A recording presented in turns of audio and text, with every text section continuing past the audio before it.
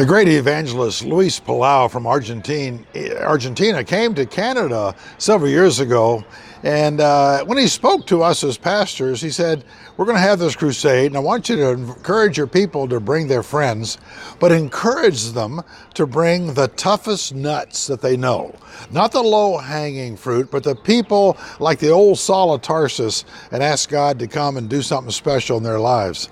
And, you know, I've always thought about that, is that God is in the business of changing the people that I think are impossible. And probably you have some people like that in your world or your family. You think, boy, I'll tell you, God would have to come down from heaven and beat them over the head with a Bible to help them figure out, because they're not going to accept it from me. But you know, God is at work, and he works in the lives of even those tough nuts.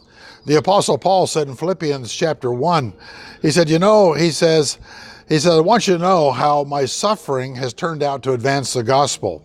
He said, it's become apparent even in the whole palace guard that I am in chains for the cause of Christ.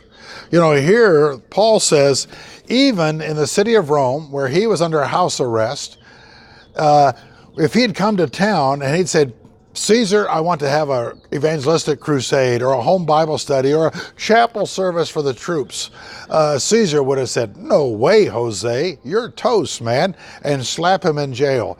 But in his house arrest, he had Roman guards there, and guard by guard heard the story of Christ through Paul.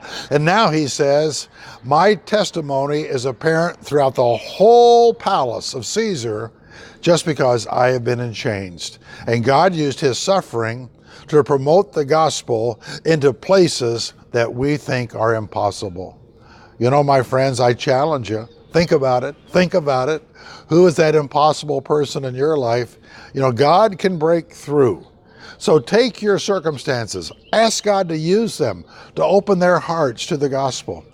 I remember one time this man was dying, and his family came to me and asked me to go visit him. And I repeatedly visited with this guy, and he was hostile. He said, no, I'm not interested. But the night he was dying, he asked his family to come get me. And I went to the hospital room, and he couldn't talk anymore, but we held hands.